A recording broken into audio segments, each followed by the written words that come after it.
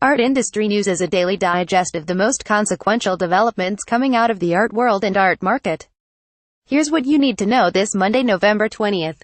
Need to read: Frick reveals lost Murillo found in Welsh Castle. Bartolomé Esteban Murillo's portrait of a writer, long thought to be a copy, has been reattributed to the Spanish master and is now on show at the Frick collection. After its stint in New York, the painting heads to London's National Gallery before returning home to Penrhyn Castle in Wales. Guardian museum leaders voice support for Olga Visso. Top U.S. museum directors, including Glenn Lowry, Michael Govan, and Lisa Phillips, have praised the outgoing director of the Walker Art Center, Olga Visso, for her achievements in Minneapolis and, in particular, her handling of the controversy over Durant's sculpture scaffold, which was removed from view following a protest by Dakota elders.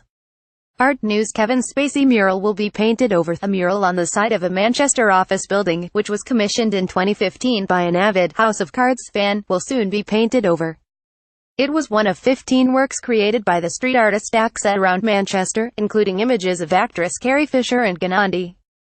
The property owner and the artist now agree that the mural should be removed following UAL harassment allegations made against Spacey.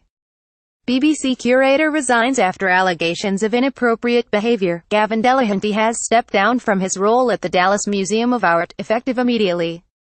"I am aware of allegations regarding my inappropriate behavior, and I do not want them to be a distraction to the museum or to my colleagues," he wrote in a statement. The Irish-born curator joined the museum in 2014 as senior curator of contemporary art. He previously worked at Tate, Liverpool.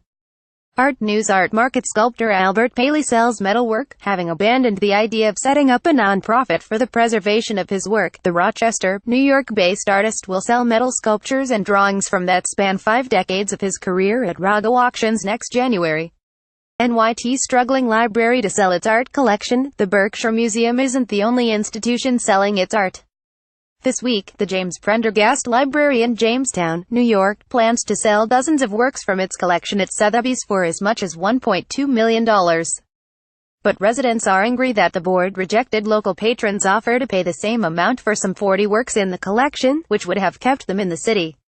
NYT flea market photo may be worth millions. A North Carolina attorney who picked up a tintype photograph at a flea market for $10 a few years ago was thrilled to find out that the image is, in fact, the only existing picture of Outlaw Billy the Kid and the man who shot him, Sheriff Pat Garrett. The flea market find could now be worth millions of dollars. CBS Cummings Goings Paris to open LGBT archive. Paris's city council plans to launch a center in 2020 dedicated to France's LGBT history. The idea had first been introduced 2 decades ago, but was neglected due to disagreements with LGBT community groups. The award-winning film, 120 Beats Per Minute, about the AIDS activist collective ACT UP, put the plans back on the mayor's agenda. The art newspaper Memphis College of Art Shutter, unless a $30 million endowment suddenly presents itself. The 81-year-old school will close its doors in 2020.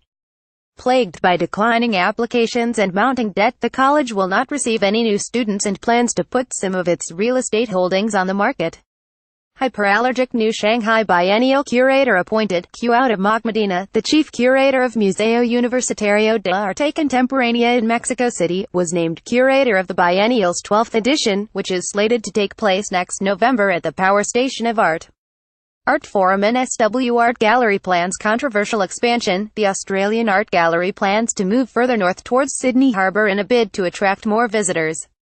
But its $224 million expansion proposal has been met with fury by citizens concerned about the loss of open space in the city.